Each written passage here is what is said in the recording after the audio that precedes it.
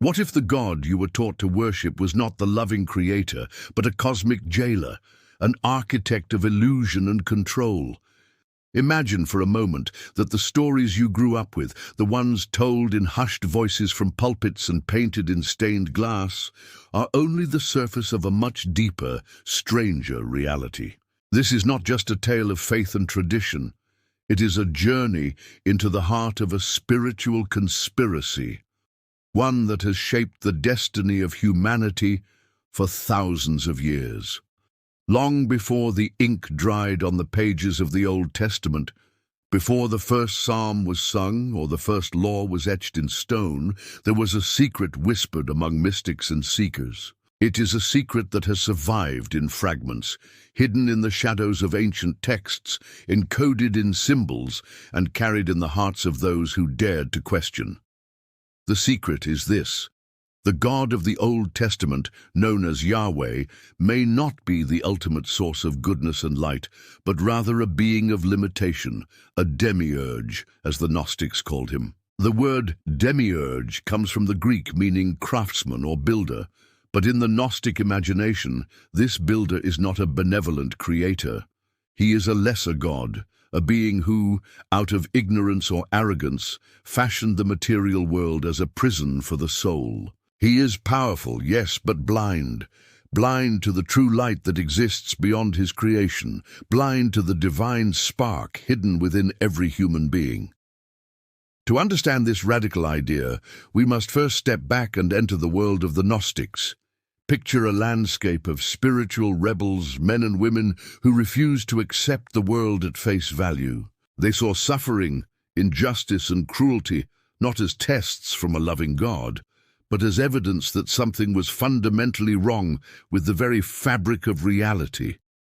In their secret gatherings, they spoke of hidden realms and cosmic hierarchies, of a fullness, the pleroma, where the true unknowable God dwells in perfect unity and light. But from this pleroma, a tragedy unfolds. Sophia, the embodiment of divine wisdom, yearns to know the unknowable. In her longing, she acts alone, and from her solitary act, something unintended is born. The demiurge. He is a being of immense power, but he is cut off from the fullness, ignorant of his origins. In his isolation, he mistakes himself for the only God. "I am God, and there is no other," he proclaims, echoing the very words that would later thunder from the pages of the Old Testament. But the Gnostics saw through this proclamation. To them, this was not a statement of truth, but of delusion.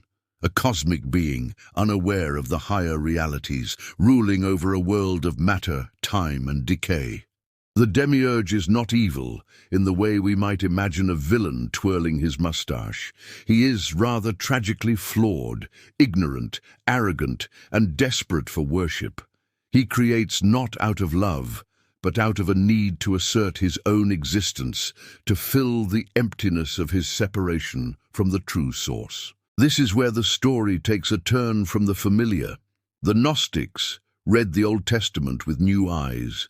They saw Yahweh's demands for obedience, sacrifice, and fear not as signs of divine love, but as evidence of a God who seeks to bind humanity to himself, to keep them from awakening to their true nature. The Garden of Eden, for example, is not a paradise lost, but a prison from which Adam and Eve must escape. The serpent, long vilified as the tempter, becomes a symbol of liberation, a messenger from the higher realms, urging humanity to seek knowledge, to taste the fruit of awakening. The implications are staggering. If Yahweh is the demiurge, then the world as we know it is not the masterpiece of a loving creator, but a carefully constructed illusion, a maze designed to keep us distracted, obedient, and asleep. Every law, every ritual, every story of punishment and reward becomes a thread in the tapestry of control. The Gnostics did not see this as mere metaphor. For them, it was the hidden truth behind the world's suffering, a truth that could only be glimpsed by those willing to question everything. But why would such a story be hidden? Why would the architects of religion and empire work so hard to suppress these dangerous ideas? The answer, the Gnostics believed, lies in the power of knowledge, gnosis. To know the truth is to awaken the divine spark within, to remember one's origin in the pleroma, and to begin the journey home. The demiurge fears this awakening, for it threatens his dominion. And so, the machinery of religion, law, and tradition is set in motion, weaving a web of forgetfulness around the soul. Yet the Gnostic message is not one of despair, but of hope. Even in the darkest prison, the light of the true God shines. Even in the depths of ignorance, wisdom calls out. The Gnostics saw themselves as messengers, torchbearers in a world of shadows, inviting others to join the quest for hidden truth. As we move deeper into this mystery, the questions only multiply. If the world is a prison, what is the key? If Yahweh is the jailer, who is the liberator? And what does it mean for the stories we hold sacred, stories of creation, fall, and redemption, if their true meaning has been hidden in plain sight? The journey has only begun. As the veil lifts and the shadows shift, new possibilities emerge. The next step will take us further into the heart of the Gnostic vision, where the world itself becomes the battlefield between ignorance and awakening, control and freedom. The mystery of the demiurge is not just a story from the past. It is a living question, echoing through the corridors of history, inviting us to look again, to see beyond the surface, and to seek the light that waits just beyond the edge of the known world. Imagine waking up one morning and sensing deep in your bones that the world around you is not what it seems. The sun rises, the birds sing, and life goes on as usual, but something feels off, like a dream you can't quite remember or a word on the tip of your tongue. This was the Gnostic experience, a persistent, haunting intuition that reality itself was a kind of cage, and that the story told by priests and kings was only half the truth. For the Gnostics, the world was not a stage set for divine drama, but a prison built by the demiurge. Every stone, every law, every heartbeat was part of a system designed to keep the soul distracted and asleep. The material world, with all its beauty and brutality, was a counterfeit, a pale imitation of the true hidden reality that shimmered just beyond the senses. Consider the story of Eden, so familiar and yet, in the Gnostic telling, so utterly transformed. In the traditional view, Eden is paradise, lost through disobedience. But the Gnostics saw a deeper layer. Eden as a gilded cage, a place where the first humans were kept ignorant of their true nature. The tree of knowledge was not a forbidden temptation, but a doorway to awakening. The serpent, far from being a villain, was the first liberator, a messenger from Sophia, the divine wisdom, urging Adam and Eve to remember who they truly were. When Yahweh discovers their disobedience, his reaction is not the sorrow of a loving parent, but the rage of a jailer whose captives have glimpsed the way out. "Behold, the man has become like one of us, knowing good and evil," he says. And so, humanity is cast out, not just from the garden, but into a world of suffering, toil, and death. For the Gnostics, this was not a punishment, but the beginning of a journey, a painful awakening from the dream of ignorance. But the prison was not just physical, it was psychological, spiritual, woven into the very fabric of human experience. The demiurge, desperate to maintain control, set up a system of laws, rituals, and taboos. Sacrifice, obedience, purity. These were not pathways to God, but chains designed to keep the soul focused on externals, forever seeking approval from a distant, demanding deity. Think of the story of the flood. In the traditional telling, it is a tale of divine justice, a world cleansed of evil by a righteous God. But in the Gnostic imagination, the flood becomes an act of desperation by the demiurge, a last-ditch effort to wipe out the growing spark of knowledge among humanity. Noah, the obedient servant, survives not because of his virtue, but because he plays by the rules of the jailer. The world is reset, the cycle of ignorance begins anew. Or consider the Tower of Babel. Here, humanity dares to reach for the heavens, to reclaim the unity and knowledge that was lost. But Yahweh intervenes, scattering the people, confusing their tongues, ensuring that no one can challenge his authority. For the Gnostics, this is not the act of a loving creator, but of a ruler afraid of losing his grip. Even the story of Job, so often cited as a lesson in faith, takes on a new meaning. Job is not just a man tested by God, but a soul caught in the crossfire between the demiurge and the higher powers. His suffering is not a test, but a symptom of the world's brokenness, a world where the innocent suffer and the wicked prosper, all under the watchful eye of a God who demands loyalty above all. The Gnostics saw these stories not as history but as mythic codes, messages from the past, warning of the true nature of the world. They believed that every human being carried within them a divine spark, a fragment of the pleroma, longing to return home. But the demiurge and the system he created worked tirelessly to keep that spark hidden, buried beneath layers of fear, shame, and distraction. The material world was a labyrinth, and the soul was the prisoner. But the Gnostics did not despair. They believed that liberation was possible, not through obedience, but through knowledge. Gnosis was the key, a direct, personal experience of the divine, a moment of awakening that shattered the illusion and revealed the true nature of reality. This was not an easy path. The world, after all, is a master of distraction. Every pleasure, every pain, every ambition is a thread in the web of the demiurge. The Gnostics spoke of archons, cosmic rulers who enforce the prison's rules, whispering lies and half-truths into the ears of humanity. These archons are not just mythic beings, but symbols of the forces that keep us bound: fear, ignorance, conformity. Yet, even in the darkest corners of the prison, there are signs of hope. The Gnostics believed that Sophia, the divine wisdom, continues to reach out to humanity, sending messengers and signs, calling the soul to remember its true origin. Every act of compassion, every moment of insight, every longing for something beyond the material is a crack in the walls of the prison, a hint of the light that shines from beyond. The world as a prison. This is the heart of the Gnostic vision. It is a radical, unsettling idea, one that challenges everything we have been taught about God, creation, and the meaning of life. But it is also an invitation to question, to seek, to awaken. For if the prison is real, then so is the possibility of escape. And if the demiurge is the jailer, then somewhere, hidden in the fabric of reality, there must be a key. As we move forward, the mystery deepens.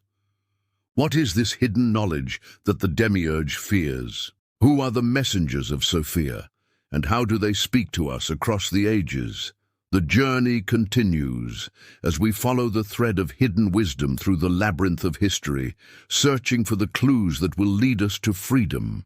The story so far has taken us deep into the heart of a cosmic prison, built and ruled by a God who is not what he seems.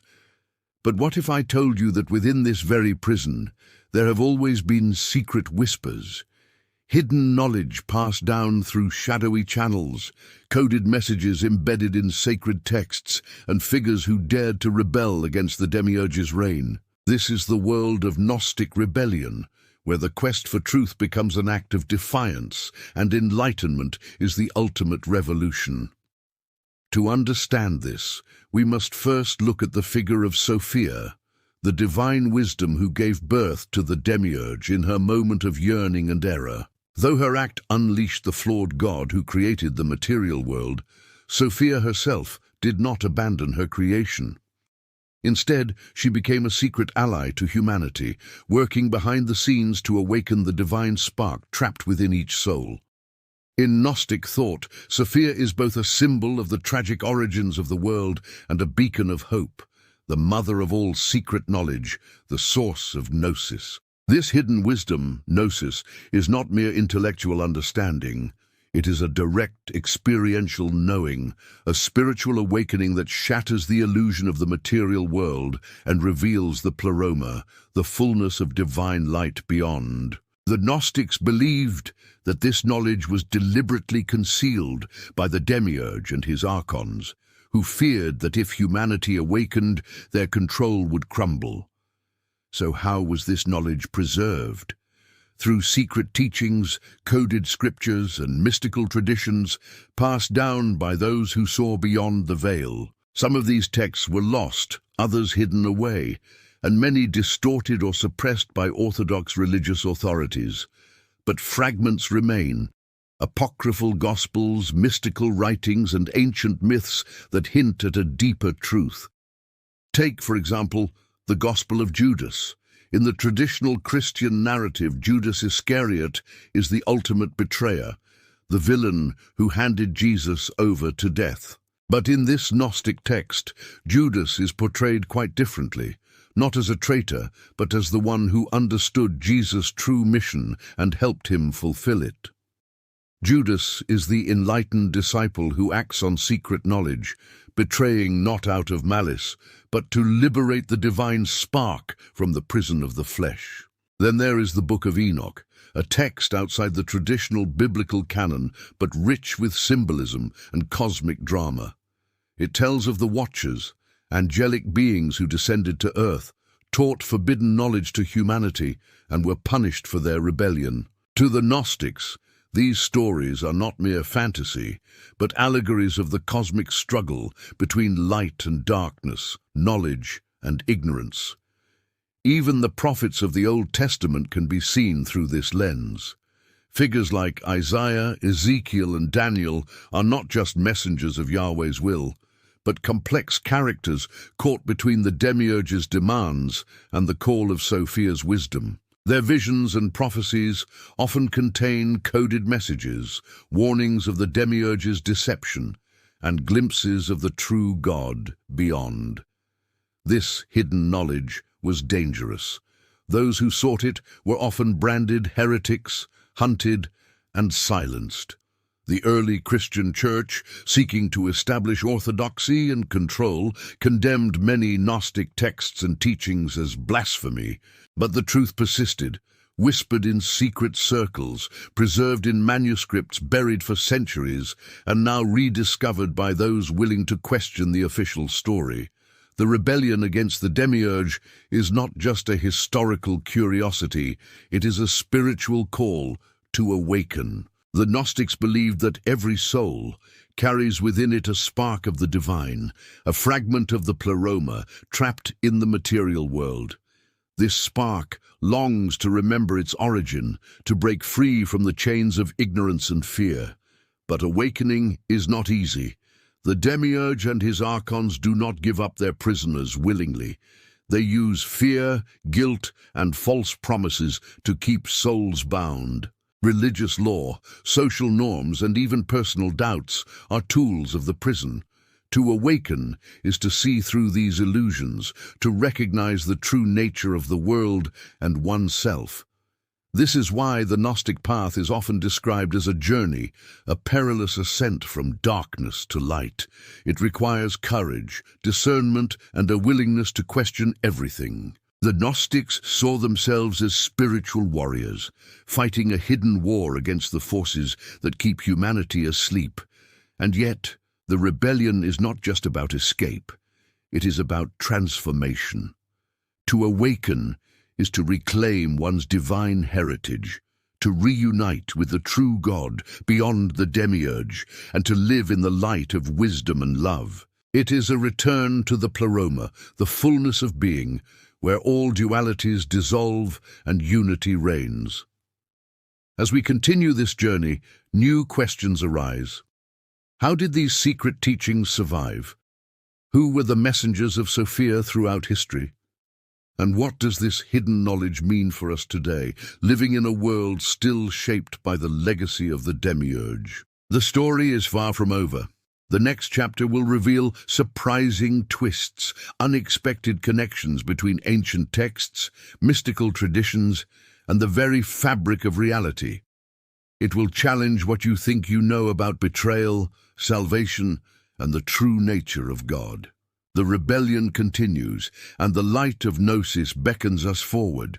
What if the rituals you were taught to revere, the laws you were told to obey, and the very stories that shaped your understanding of right and wrong were not stepping stones to salvation, but shackles cleverly disguised as virtue? The Gnostics saw the world not only as a prison, but as a stage set for a cosmic drama, where the greatest trick of the demiurge was convincing humanity that his rules were divine, his punishments just, and his blessings the only path to peace. As the centuries turned, the machinery of religion grew more intricate. Sacrifices, purity codes, and endless commandments multiplied, each one promising favor from Yahweh, each one tightening the invisible chains. The Gnostics looked at this system and saw not the hand of a loving creator, but the fingerprints of a jealous warden, desperate to keep his captives from glimpsing the world beyond the walls. They questioned, why does the Old Testament God demand blood and obedience? Why does he punish those who dare to seek knowledge or question his authority? The answers, they believed, lay in the very nature of the demiurge, a being who, cut off from the true source, seeks power through fear and division. The rituals and laws were not bridges to the divine, but barriers, designed to keep the soul's gaze fixed on the material, the external, the fleeting. The Gnostics saw the cycle of guilt and redemption as a masterstroke of control. Each time a soul faltered, the system offered a way back, through sacrifice, confession, or ritual purity. But these were not acts of healing, they were acts of dependence, reinforcing the idea that humanity was broken and needed the demiurge's approval to be whole. In this way, the prison became self-sustaining, its walls built not of stone, but of belief. But the cracks in the illusion were always there, waiting for those with eyes to see. The Gnostics pointed to moments in Scripture where the mask slips, where Yahweh's actions seem petty, vengeful, or arbitrary. The hardening of Pharaoh's heart, the slaughter of innocents, the demand for unwavering loyalty, these, they argued, were not the acts of a perfect being, but of a flawed ruler clinging to power. And then, into this world of rules and rituals, a new figure appeared, a teacher who spoke of light, love, and liberation. Jesus of Nazareth, in the Gnostic telling, was not sent by Yahweh, but by the true, hidden God. His message was not about reinforcing the old laws, but about awakening the divine spark within. He healed on the Sabbath, dined with outcasts, and spoke in parables that pointed beyond the visible world. But perhaps the greatest twist in the Gnostic story is the role of the so-called adversary. In the traditional narrative, the serpent, the tempter, and even Lucifer are cast as villains, enemies of God and humanity. But the Gnostics saw these figures differently. The serpent in Eden, for example, is not a deceiver, but a liberator, urging Adam and Eve to seek knowledge, to awaken from their slumber. Even the name Lucifer means light bringer, a symbol, they believed, of the soul's longing for truth. This radical reinterpretation was not just intellectual rebellion, it was spiritual revolution. The Gnostics believed that every moment of doubt, every question, every yearning for something more, was a crack in the demiurge's illusion. The light of Sophia, the wisdom of the true God, seeped through these cracks, calling the soul to remember its origin and destiny. The struggle, however, was not without cost. Those who embraced the Gnostic path often faced persecution, exile, or worse. The early church, seeking unity and control, declared their teachings heresy and hunted their texts to extinction. Yet like seeds scattered by the wind, the Gnostic vision survived, in secret gatherings, hidden manuscripts, and the restless hearts of seekers across the ages. As the illusion of the demiurge's world began to fracture, the Gnostics saw signs everywhere. In dreams, visions, and moments of profound insight, they glimpsed the pleroma, the fullness of divine light that lay beyond the prison walls. They spoke of journeys through the heavens, encounters with angelic guides, and the ultimate reunion with the true God. These experiences were not just for saints or mystics, but for anyone willing to seek, to question, and to awaken. And so the tension built to its peak. The old world, with its rules and rulers, seemed unassailable. But beneath the surface, the cracks widened, the light grew brighter, and the call to freedom grew louder. The Gnostics knew that the final revelation was close, that the prison could not hold forever, and that the truth, once glimpsed, would change everything. As we stand on the threshold of this revelation, the question becomes urgent. What does it mean to awaken? Can the soul truly break free from the demiurge's illusion? And if so, what awaits on the other side, beyond the walls, beyond the laws, beyond the stories we have always been told?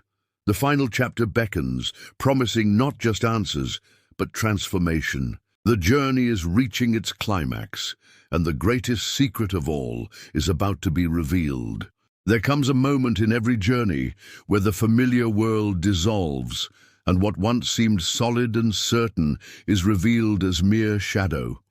For the Gnostics, this was the moment of gnosis, the flash of awakening when the soul remembers its true origin, and the prison of the demiurge is seen for what it is, a fragile illusion trembling before the light of truth. It begins not with thunder or spectacle, but with a quiet, insistent longing, a sense that something precious has been lost, and that all the rituals, rules, and sacrifices have failed to fill the emptiness inside.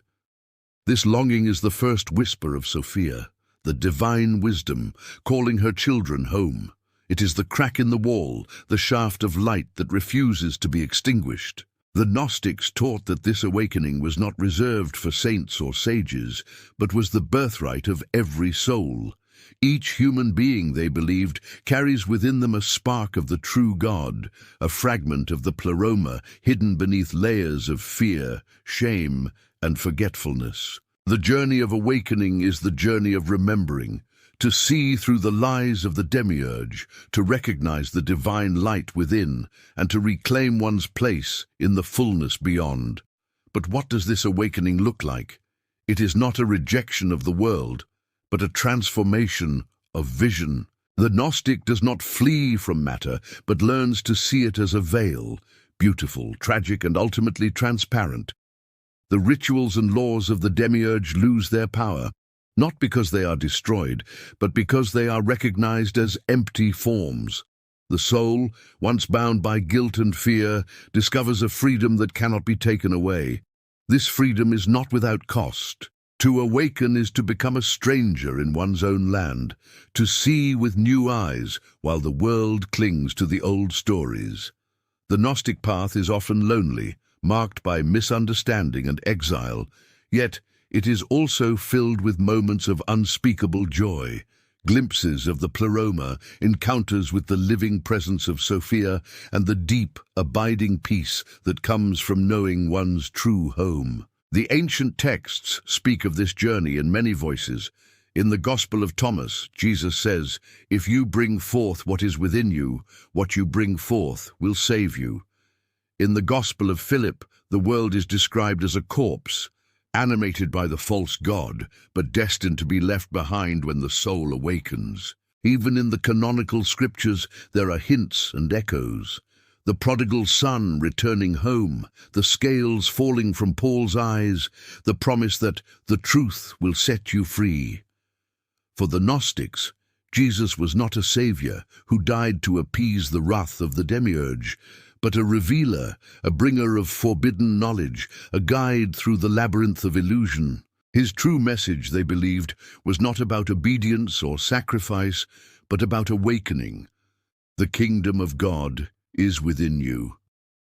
To follow him was not to submit to the old laws, but to break them open, to see beyond the surface, to seek the light that shines in the darkness. The final revelation is this: the prison is real, but it is not eternal. The demiurge is powerful, but he is not the true God. The spark within you is older than the stars, brighter than the sun, and nothing in this world can extinguish it. The journey home is not a flight from reality, but a return to the source, a reunion with the fullness, the pleroma, where all divisions are healed and all things are made new. And yet, the story does not end here. The Gnostic path is not a destination, but a continual unfolding, a spiral that leads ever deeper into mystery. Each awakening reveals new layers of illusion, new possibilities for freedom, new ways to embody the light. The world remains a place of struggle, but also of hope, a place where the seeds of gnosis are sown in every heart, waiting for the moment to bloom. So what will you do with this knowledge? Will you accept the world as it is, or will you dare to question, to seek, to awaken? The choice is yours, and the journey is just beginning. For in the end, the greatest deception is believing the prison is all there is, and the greatest truth is this: the key has always been within you, waiting for you to remember. What lies beyond the veil? Perhaps that is a question for another time, another journey. But for now, let the light of gnosis guide your way, and may you never stop seeking the truth that sets the soul free.